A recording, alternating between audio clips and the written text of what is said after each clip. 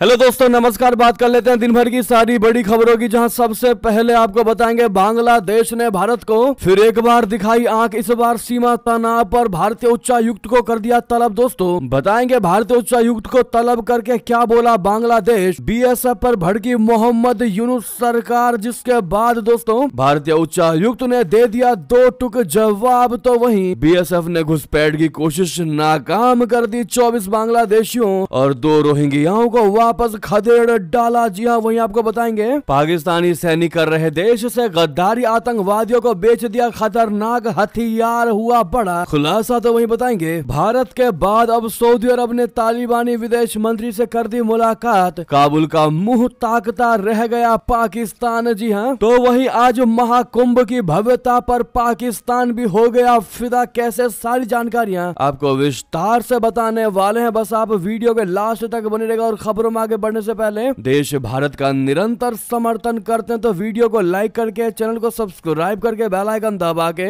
Comment में जय हिंद अवश्य कह दीजिएगा। तो अब बात कर लेते हैं पहली और सबसे बड़ी खबर की, जहां बांग्लादेश ने भारत को फिर दिखाई आंख। इस बार सीमा तनाव पर भारतीय उच्चायुक्त को कर दिया तलब। बीएसएफ पर भड़की मोहम्मद यूनुस सरकार। दोस्तों बांग्लादेश के विदेश सचिव मोहम्मद जसीम उद्दीन ने रविवार को ढाका के विदेश मंत्रालय में भारतीय उच्चायुक्त प्रणय वर्मा के साथ बैठक के दौरान हाल के सीमा तनाव को लेकर गहरी चिंता व्यक्त की। सरकारी समाचार एजेंसी बीएसएस ने पहली अपने खबर में बताया था कि प्रणय वर्मा को विदेश मंत्रालय ने सीमा पर बढ़ते तनाव पर चर्चा करने के लिए तलब किया था। विदेश मंत्रालय द्वारा जारी प्रेस वक्तव्य में हालांकि इस शब्द का इस्तेमाल नहीं किया गया। विदेश मंत्रालय ने बयान में कहा कि विदेश सचिव राजदूत मोहम्मद जसीम उद्दीन ने आज विदेश मंत्रालय स्थित अपने कार्यालय में भारत के उच्चायुक्त प्रणय वर्मा के समक्ष बांग्लादेश भारत सीमा पर भारतीय सीमा सुरक्षा बल बोले तो बीएसएफ की हाल की गतिविधियों को लेकर बांग्लादेश सरकार की ओर से गहरी चिंता जताई। उनकी यह मुलाकात दोस्तों लगभग 45 मिनट तक चली, जिसके बाद भारतीय उच्चायुक्त प्रणय वर्मा ने भी बैठक के बाद मीडिया से बातचीत में करारा जवाब देते हुए कहा कि मैंने विदेश सचिव से मुलाकात कर अपराध मुक्त सीमा सुनिश्चित करने, तस्करी, अपराधियों की आवाजाही और मानव तस्करी की चुनौतियों से प्रभावी तरीके से निपटने संबंधित भारत की प्रतिबद्धता पर चर्चा की। उन्होंने कहा कि सुरक्षा के लिए सीमा पर बाड़ लगाने के संबंध में हमारे बीच आपसी सहमति है। इस संबंध में बीएसएफ और बीजीबी के बीच बातचीत जारी है। हम उम्मीद करते हैं कि आपसी सहमति को लागू किया जाएगा और अपराध से निपटने के लिए सहयोग पूर्ण दृष्टिकोण अपनाया जाएगा। दोस्तों आपको बता दें कि भारत की तारबंदी से नाराज है मोहम्मद यूनुस। इसमें कहा गया है कि उन्होंने इस बात पर जोर दिया है कि उचित अनुमति के बिना कांटेदार तार की बाड़ का निर्माण दोनों पड़ोसी देशों के बीच सहयोग और मैत्रीपूर्ण संबंधों की भावना को कमतर करता है। उन्होंने उम्मीद जताई है कि आगामी बीजीबी बीएसएफ महानिदेशक स्तर की वार्ता में इस मामले पर विस्तार से चर्चा हो सकेगी। जी हाँ, तो उधर बीएसएफ ने घुसपैठ की कोशिश नाकाम करते हुए 24 बांग्लादेशियों और 2 रोहिंग्याओं को वापस खदेड़ा। दोस्तों सीमा सुरक्षा बल बोले तो बीएसएफ ने बांग्लादेश की सीमा पर घुसपैठ की कोशिशों को नाकाम कर दिया और 24 बांग्लादेशियों तथा 2 रोहिंग्याओं को वापस खदेड़ दिया। एक अधिकारी ने रविवार को यह जानकारी दी। अधिकारी ने बताया कि बीएसएफ दक्षिण बंगाल फ्रंटियर के जवानों ने 8 मवेशियों के अलावा गांजा, अल्कोहल युक्त कफ सिरप,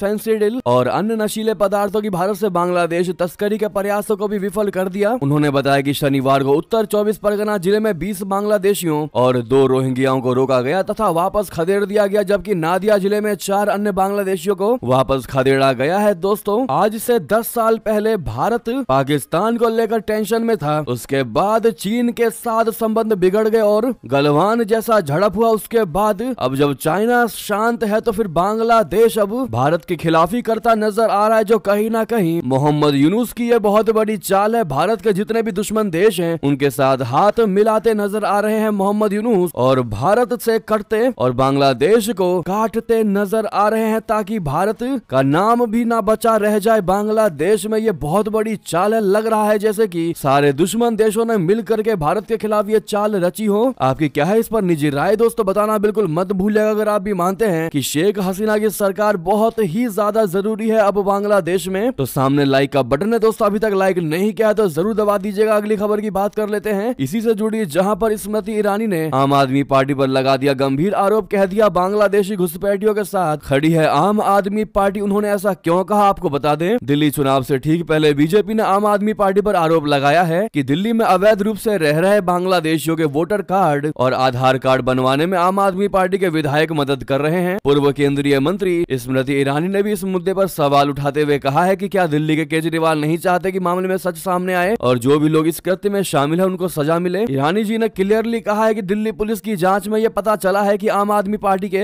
2 विधायक दिल्ली में अवैध रूप से रह रहे बांग्लादेशियों के वोटर कार्ड और आई कार्ड बनवाने में मदद कर रहे हैं, यानी कि बांग्लादेशी घुसपैठियों के साथ खड़ी है आम आदमी पार्टी। बहरहाल स्मृति ईरानी ने जो आरोप लगाया है आम आदमी पार्टी पर, आपकी इस पर क्या निजी राय है दोस्तों बताना मत भूलिएगा। नेक्स्ट खबर बता दें, पाकिस्तानी सैनिक कर रहे देश से गद्दारी, आतंकवादियों को ही बेच डाले खतरनाक से खतरनाक हथियार। दोस्तों पाकिस्तान के बलूचिस्तान प्रांत में एक गंभीर सुरक्षा घोटाला सामने आया है, जहां संघीय लेवी बल के 140 अत्याधुनिक हथियार और 1.4 लाख गोलियां अनधिकृत व्यक्तियों के कब्जे में पाई गई हैं। यह घटनाक्रम बलूचिस्तान में सुरक्षा चूक और हथियारों के दुरुपयोग की गंभीर चिंता को उजागर करता है। अधिकारियों के मुताबिक इन हथियारों और गोलियों का वितरण अवैध व्यक्तियों को किया गया था, जिससे आतंकवादियों और अलगाववादियों तक इनकी पहुंच हो सकती है। अधिकारियों ने रविवार को बताया कि संघीय लेवी बल पाकिस्तान का प्रांतीय अर्धसैनिक बल यानी जेंडरमेरी है, जिसकी मुख्य भूमिका कानून का पालन सुनिश्चित करना, कानून व्यवस्था बनाए रखने में नागरिक पुलिस की मदद करना और प्रांतीय स्तर पर आंतरिक सुरक्षा अभियानों का संचालन करना है। ऐसे में पाकिस्तानी सैनिक दोस्तों करे भी तो करे क्या, जब देश का प्राइम मेंबर ही देश को खाने में जुटा हुआ है, तो ऐसे में हर एक देश का नागरिक अपने फायदे के लिए सोच रहा है देश जाए भाड़ में, अपना पेट भरे, वही सबसे बड़ी उनकी रिक्वायरमेंट नजर आ रही है। ऐसे में पाकिस्तान में ये हाल अगर बने रहे तो वो दिन दूर नहीं जब पाकिस्तान को खुद पाकिस्तानी खा जाएंगे। वहीं आपको बता दें, भारत की सीमा पर एयर सप्लाई क्यों मजबूत कर रहा चाइना, सैनिकों तक पहुंचा रहा प्राण वायु, क्या फिर बढ़ने वाली है टेंशन। दोस्तों भारत से दोस्ती की आड़ में चीन सीमा पर अपनी एयर सप्लाई को मजबूत कर रहा है। वो इसके जरिए सीमा पर उच्च ऊंचाई वाले इलाकों में तैनात चीनी सैनिकों तक हथियार, रसद और ऑक्सीजन की टैंकों को पहुंचा रहा है। दरअसल चीनी सैनिक हिमालय की इतनी ऊंचाई वाले इलाकों में रहने के अभ्यस्त नहीं है। इन इलाकों में ऑक्सीजन की मात्रा बेहद ही कम है। इसके साथ ही चीनी सैनिकों के अधिक बीमार होने के कारण बार बार एयरलिफ्ट करके नजदीकी सैन्य अस्पताल पहुंचाना पड़ता था। ऐसे में चीन ने इन इलाकों में अपनी एयर सप्लाई को मजबूत किया है। इससे चीनी सेना को भारतीय सीमा के नजदीक ज्यादा समय तक रुकने में सहूलियतें मिलेंगी। चीन की कोशिश सीमावर्ती इलाकों में अपनी सैन्य उपस्थिति बनाए रखकर भारत पर दबाव बढ़ाने की भी है। इसके लिए वो लगातार सीमा पर सप्लाई को मजबूत कर रहा है। चीन ने कुछ दिनों पहले इसी इलाके में बड़े पैमाने पर सैन्य अभ्यास भी किया था। इस दौरान चीन ने ऊंचाई वाले इलाकों में अपनी सैन्य तैयारियों को परखा और दुश्मन पर ड्रोन से हमला करने के तरीकों का अभ्यास किया। ऐसे में माना यह जा रहा है कि चीन ने इन हरकतों के कारण सीमा पर तनाव बना रहेगा और भारत भी पूरी तैयारी के साथ इन इलाकों में डटा रहेगा। तो वहीं आपको बता दें, भारत के बाद अब सऊदी अरबिया ने तालिबानी विदेश मंत्री से की मुलाकात, काबुल का मुंह ताक रहा अब पाकिस्तान। जी हां, भारत के बाद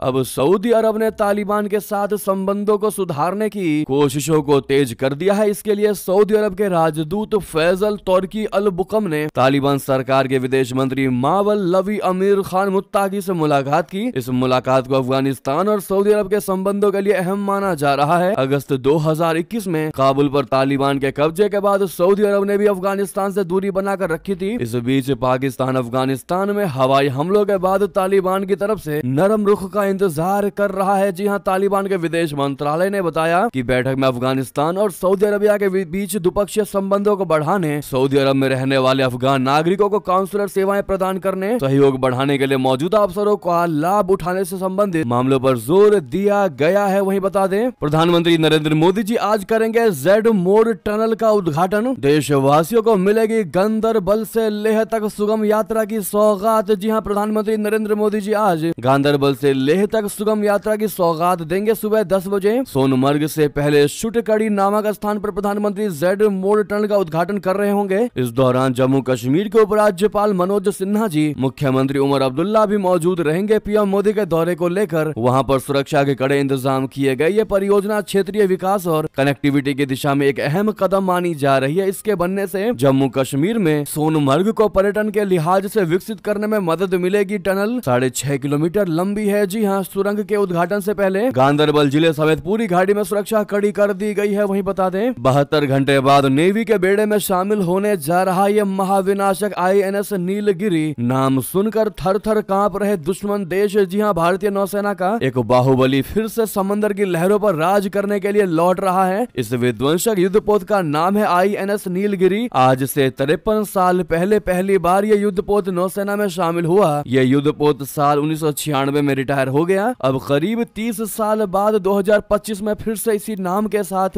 एक नया बाहुबली भारत की समुद्री सीमा की रखवाली करने और दुश्मन को धूल चटाने के लिए आने वाला है। आज से ठीक 2 दिन बाद यानी 15 जनवरी को INS नीलगिरी का फिर से नौसेना में कमीशन होने जा रहा है। आपको बताते चलें कि इस खबर के आते ही भारत के 2 दुश्मन पड़ोसी घबराए हुए हैं। रक्षा मंत्रालय से मिली जानकारी के मुताबिक ये युद्धपोत भारत के सबसे आधुनिक युद्धपोतों में से एक होगा और इसकी संघारक क्षमता के आगे कोई भी दुश्मन टिक नहीं पाएगा। जी हाँ, माना यह भी जा रहा है कि इसकी तैनाती से चीन की संदिग्ध गतिविधियों का मुकाबला करने में आसानी होगी। आपको बता दें कि चीन हिंद महासागर में लगातार नौसैनिक गतिविधियां बढ़ा रहा है। ऐसे में भारत का यह कदम उठाना बहुत जरूरी था। वहीं बता दें, भारत ने बनाया दुनिया का सबसे शक्तिशाली हाइड्रोजन ट्रेन इंजन। इस रूट पर होगा इसका परीक्षण। जी हाँ, भारतीय रेलवे ने हाइड्रोजन ईंधन से चलने वाला दुनिया का सबसे शक्तिशाली ट्रेन इंजन तैयार कर लिया है। रेल मंत्री अश्वनी वैष्णव ने प्रवासी भारतीय दिवस सम्मेलन के दौरान इस महत्वपूर्ण उपलब्धि की जानकारी दी। उन्होंने बताया कि यह हाइड्रोजन इंजन 1200 हॉर्स पावर की क्षमता वाला है, जो वैश्विक स्तर पर अब तक का सबसे शक्तिशाली इंजन है। दुनिया के केवल 4 देशों ने हाइड्रोजन ट्रेन इंजन विकसित किए हैं, लेकिन उनकी क्षमता 500 से 600 हॉर्स पावर तक सीमित है। भारतीय रेलवे ने इसे स्वदेशी तकनीक से तैयार करके तकनीकी आत्मनिर्भरता की दिशा में एक बहुत बड़ा कदम उठा दिया है। वहीं बता दें, दुनिया का वो देश जो हमेशा से रहा अमेरिका का कट्टर दुश्मन, अब चीन उससे बढ़ा रहा नजदीकियां। जी हाँ, सुपर पावर अमेरिका की छवि दुनिया के लिए दरोगा वाली है। भुक्तभोगी मानते हैं कि America use and throw policy पर चलता है, अपना हित साधने के लिए पास बुलाता है, फिर अधर में लटका कर चला जाता है। सेकेंड वर्ल्ड वार के बाद से अमेरिका निर्विवाद रूप से दुनिया की सबसे प्रमुख आर्थिक ताकत बन गया था। इसीलिए वो अपनी सेना को भी उतना ही ताकतवर मानकर इतराता था। आगे इराक से लेकर क्यूबा और वियतनाम से लेकर पाकिस्तान और अफगानिस्तान तक उसकी कथनी और करनी का लंबा चौड़ा इतिहास रहा है। वहीं आपको बता दें, कनाडा प्रधानमंत्री की रेस से बाहर हुई अनीता आनंद, लिबरल पार्टी की बढ़ गई मुश्किलें। जी हाँ, अनीता आनंद कनाडा के प्रधानमंत्री पद की दौड़ से बाहर हो गई है। उन्होंने इसको लेकर एक बयान भी सोशल मीडिया पर जारी किया। परिवहन मंत्री अनीता आनंद ने शनिवार दोपहर कहा कि वो प्रधानमंत्री जस्टिन ट्रूडो की ही तरह जिंदगी के नए अध्याय की शुरुआत कर रही है। एक्स पर अनीता आनंद ने कहा कि अब जब प्रधानमंत्री ने अपने अगले अध्याय की शुरुआत का फैसला लिया है, तो मैंने भी तय किया है कि मेरे लिए भी यही समय है। मैं अब अपने पुराने पेशेवर जीवन में जो शिक्षण, अनुसंधान और सार्वजनिक नीति विश्लेषण से जुड़ा था, लौटना चाहती हूँ। तो वहीं आपको बता दें, शेख हसीना की भतीजी पर भ्रष्टाचार के आरोप, मोहम्मद यूनुस ने ब्रिटिश सरकार से लगाई जांच की गुहार। जी हाँ, नोबेल पुरस्कार विजेता और बांग्लादेश में अंतरिम सरकार के प्रमुख मोहम्मद यूनुस ने ब्रिटेन के मंत्री ट्यूलिप सिद्दीक और उनके परिवार की संपत्तियों की जांच कराने की मांग की है। उन्होंने आरोप लगाया कि ये संपत्तियां बांग्लादेश की पूर्व प्रधानमंत्री शेख हसीना के शासनकाल के दौरान अवैध रूप से अर्जित की गई थी। यूनुस ने टाइम्स अखबार से बातचीत में कहा कि सिद्दीक और उनके परिवार को जो संपत्तियां दी गई हैं, वे उनकी आंटी के सहयोगियों द्वारा दी गई थी। यूनुस ने कहा कि अगर सिद्दीक को साफ चोरी में एक लाभकारी पाया जाता है, तो उन संपत्तियों को बांग्लादेश को वापस लौटाना चाहिए। उन्होंने जोर देते हुए कहा, यह साफ चोरी का मामला है। तो उधर आपको बता दें, श्रीलंकाई नौसेना ने 8 भारतीय मछुआरों को किया गिरफ्तार। श्रीलंका की सीमा में घुसने का लगाया गंभीर आरोप। जी हाँ, श्रीलंकाई नौसेना ने 8 भारतीय मछुआरों को गिरफ्तार कर लिया है। रविवार को श्रीलंकाई नौसेना ने बताया कि उसने द्वीप राष्ट्र के जल क्षेत्र में कथित तौर पर मछली पकड़ने के आरोप में 8 भारतीय मछुआरों को गिरफ्तार किया है और मछली पकड़ने वाली 2 ट्रॉलर जब्त कर लिए हैं। एक प्रेस बयान में कहा गया है कि ये गिरफ्तारियां शनिवार रात को मन्नार के उत्तर में समुद्री क्षेत्र में चलाए गए एक स्पेशल ऑपरेशन के दौरान हुई। बयान में कहा गया है कि इन गिरफ्तारियों के साथ इस साल अब तक 18 भारतीय मछुआरों को गिरफ्तार किया गया है और 3 ट्रॉलर जब्त कर लिए गए हैं। वहीं आपको बता दें, मध्य प्रदेश में 11 गांवों के बदल दिए गए हैं नाम। शेखपुर हुआ अवधपुरी, मोहम्मदपुर हुआ अब मोहनपुर। दोस्तों, मध्य प्रदेश के मुख्यमंत्री मोहन यादव ने रविवार को घोषणा की है कि शाजापुर जिले के 11 गांवों के नाम बदले जाएंगे। सीएम ने शाजापुर जिले के काला पीपल तहसील में एक कार्यक्रम को संबोधित करते हुए ये ऐलान किया। उन्होंने कहा कि निपनिया हिसामुद्दीन को निपनिया देव, ढावला हुसैनपुर को ढावला राम, मोहम्मदपुर पवड़िया को रामपुर पवड़िया, खजूरी इलाहाबाद को खजूरी राम, हाजीपुर को हीरापुर कहा जाएगा। जी हाँ, साथ ही मोहम्मदपुर मछनाई को मोहनपुर, रिचरी मुरादाबाद को रिचरी, खलीलपुर को रामपुर, उनचोद को ऊंचावद और घट्टी मुख्तियारपुर को घट्टी और शेखपुर बोंगी को अवधपुरी के नाम से जाना जाएगा। वहीं आपको बता दें, भारत के इस राज्य का बजा दुनिया में डंका। टॉप टूरिस्ट स्पॉट में न्यूयॉर्क टाइम्स ने दे दिया 4था नंबर। कौन सा है वो टूरिस्ट स्पॉट? आपको बता दें कि असम देश का एक ऐसा राज्य है जिसे प्रकृति ने अपनी अद्भुत अद्भुत सुंदरता से नवाजा है। यहाँ के हरे भरे चाय बागान, समृद्ध संस्कृति और प्राकृतिक सौंदर्य हर पर्यटक को मंत्र मुग्ध कर देते हैं। यही कारण है कि असम ने हाल ही में दुनिया भर में डंका बजा दिया है और वैश्विक मंच पर अपनी खास पहचान बनाई हुई है। हुआ यह है कि न्यूयॉर्क टाइम्स की 2025 में घूमने के लिए 52 सबसे खास जगहों की सूची में असम को चौथा स्थान मिला है। इसका मतलब ये हुआ कि असम सबसे खूबसूरत जगहों में से एक बन गया है। दरअसल न्यूयॉर्क टाइम्स की एक रिपोर्ट के मुताबिक इस सूची में असम ने जेन ऑस्टिन का इंग्लैंड, गैलापागोस द्वीप समूह और न्यूयॉर्क सिटी म्यूजियम जैसे मशहूर स्थलों को टक्कर दी है। असम का नाम इस सूची में शामिल होना भारत के पर्यटन क्षेत्र के लिए गर्व की बात है। असम को हरे भरे चाय बागानों और जीवंत संस्कृति की भूमि कहा गया है। वहीं बता दें, कांग्रेसी नेता ने की मोदी सरकार से अपील, कहा शेख हसीना जब तक चाहें तब तक उन्हें भारत में रहने दिया जाए। जी हां, बांग्लादेश की पूर्व प्रधानमंत्री शेख हसीना इन दिनों भारत में शरण ली हुई हैं। भारत सरकार ने हाल ही में उन्हें वीजा विस्तार दिया था। इस बीच कांग्रेसी नेता और पूर्व केंद्रीय मंत्री मणिशंकर अय्यर ने कहा है कि शेख हसीना भारत में जब तक चाहें तब तक उन्हें रहने की अनुमति दे दी जानी चाहिए। पीटीआई से बातचीत करते हुए अय्यर ने खुशी व्यक्त की है कि भारतीय विदेश सचिव विक्रम मिस्त्री ने पिछले महीने ढाका का दौरा किया और वहां के अधिकारियों के साथ चर्चा की। उन्होंने कहा कि यह संवाद निरंतर होना चाहिए और भारत को बांग्लादेश की अंतरिम सरकार के साथ मंत्री स्तर के संपर्क स्थापित करने चाहिए। वहीं आपको बता दें, रामलला के ससुराल में पहली सालगिरह की धूम, 1.25 लाख दीपों से जगमग हुआ जनकपुर। दोस्तों, माता सीता की नगरी नेपाल के जनकपुर में अयोध्या के राम मंदिर में भगवान रामलला की मूर्ति की प्राण प्रतिष्ठा की पहली वर्षगांठ बड़े ही धूमधाम से मनाई गई। यहाँ इस दिन को खास बनाने के लिए 1,25,000 दीप जलाए गए। ऐतिहासिक शहर जनकपुर में विश्व हिंदू परिषद नेपाल की धनुषा शाखा की ओर से आयोजित इस कार्यक्रम में भव्य और सुंदर झांकियां निकाली गई। यहाँ हवन, गंगा आरती और जानकी मंदिर परिसर में रंगोली सहित कई सारे रंगारंग कार्यक्रम का भी आयोजन किया गया। दोस्तों, वहीं बता दें, आस्था के महाकुंभ का भव्य शुभारंभ आज पहले शाही स्नान में लाखों श्रद्धालु लगाएंगे डुबकी। दोस्तों, महाकुंभ मेले को लेकर जो तैयारियां चल रही है वो लगभग पूरी हो चुकी हैं। आज से पौष पूर्णिमा स्नान के साथ महाकुंभ 2025 की शुरुआत हो जाएगी। पौष पूर्णिमा पर 50 लाख श्रद्धालुओं के संगम में पुण्य की डुबकी लगाने का अनुमान लगाया जा रहा है। इस स्नान के साथ 1 महीने का कठिन कल्पवास भी शुरू हो जाएगा। इस दौरान मुख्यमंत्री योगी आदित्यनाथ जी ने महाकुंभ में सभी स्नान पर्वों पर संतों और श्रद्धालुओं पर हेलीकॉप्टर से पुष्प वर्षा करने की घोषणा की है। मंगलवार को मकर संक्रांति का स्नान होगा। इस दिन अखाड़ों का पहला अमृत यानी शाही स्नान भी होगा। मकर संक्रांति पर 2.5 करोड़ श्रद्धालुओं के त्रिवेणी में डुबकी लगाने का अनुमान है। जी हाँ, तो वहीं आपको बता दें, मौलाना शहाबुद्दीन तक ने कर दी सीएम योगी जी की महाकुंभ पर प्रशंसा, कह दिया महाकुंभ की भव्यता पर पाकिस्तान भी हुआ फिदा। जी हाँ, ऑल इंडिया मुस्लिम जमात के राष्ट्रीय अध्यक्ष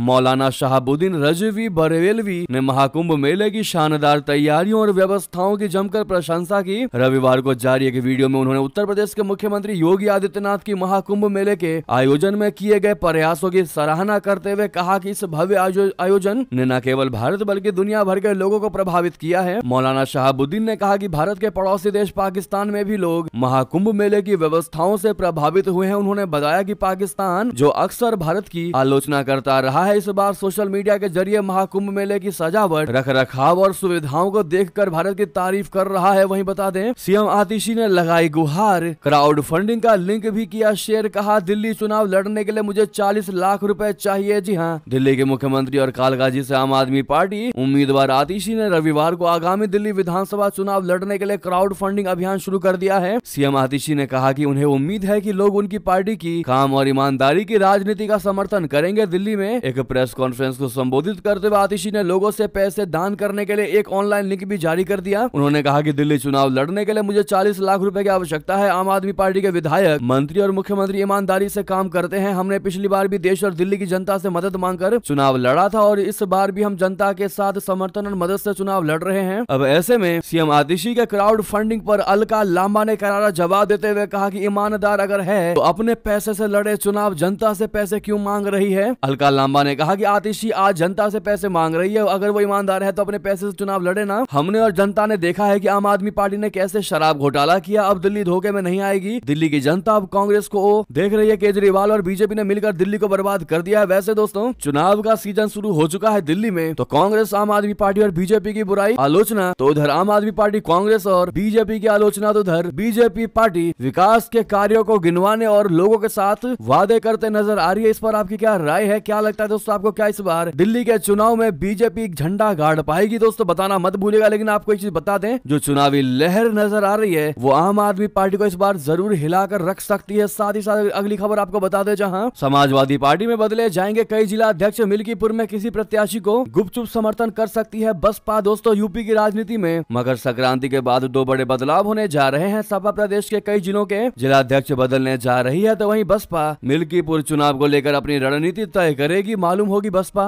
इन चुनावों में अपना अप्रत्याशी नहीं दे रही है। दोस्तों, समाजवादी पार्टी शीघ्र ही अपने कई जिला अध्यक्ष बदल सकती है, इस पर हाईकमान विचार कर रहा है। मकर संक्रांति के बाद कभी भी सूची आ सकती है। सपा सूत्रों के मुताबिक 15 से 20 जिला अध्यक्ष बदले जा सकते हैं। जिन जिलों के अध्यक्ष बदले जाएंगे वहां कमेटियां भी नए सिरे से बनाई जाएंगी। वहीं बता दें, केजरीवाल को दिल्ली के एलजी ने आखिर क्या दी चेतावनी, कहा झूठ बोलना बंद करे वरना। दोस्तों, दिल्ली में विधानसभा चुनाव की हलचल के बीच एक बड़ी खबर निकलकर सामने आ रही है, जहां पर आम आदमी पार्टी के राष्ट्रीय संयोजक अरविंद केजरीवाल रविवार को शकूरपुर बस्ती की झुग्गियों में पहुंचे थे। इस दौरान उन्होंने अपने भाषण में कहा कि अगर दिल्ली के झुग्गी वालों ने बीजेपी को वोट दे दिया तो ये लोग आपकी झुग्गी को तोड़ देंगे। इन लोगों ने सारी प्लानिंग कर रखी है। एलजी ने इस झुग्गी की जमीन का लैंड यूज चेंज कर दिया है। केजरीवाल के इन दावों का दिल्ली के एलजी वी के सक्सेना ने खंडन किया। एलजी ने कहा कि आज अरविंद केजरीवाल शकूर बस्ती की झुग्गियों के नजदीक गए, वहां उन्होंने शकूर बस्ती को लेकर जो बयान दिया वो पूरी तरह से झूठ है। 27 दिसंबर की डीडीए की बैठक का हवाला देते हुए उन्होंने कहा कि एलजी ने इस जमीन का लैंड यूज बदल दिया है। डीडीए ने ना तो इस बस्ती का लैंड यूज बदला है और ना ही डीडीए ने कोई बेदखली या तोड़फोड़ का नोटिस दिया है। केजरीवाल जानबूझकर झूठ बोल रहे हैं और लोगों को गुमराह कर रहे हैं। 27 दिसंबर को डीडीए की बैठक में केजरीवाल जी के 2 विधायक मौजूद थे। ऐसे में केजरीवाल जी झूठ बोलना बंद करे वरना डीडीए उनके खिलाफ कार्रवाई करेगी। साथ ही साथ दोस्तों, ये थी की सारी बड़ी खबरें। आपको खबर कैसी लगी कमेंट बताना बिल्कुल मत भूलिएगा और इस वीडियो को लाइक करके चैनल को सब्सक्राइब करके बेल आइकन दबा के जय हिंद कहते हुए वीडियो को दोस्तों, भाइयों में, साथियों, रिश्तेदारों में शेयर करना मत भूलिएगा। मिलता अगली खबर में, यहाँ तक बने रहने के लिए आप सभी का बहुत बहुत धन्यवाद। जय हिंद, जय भारत।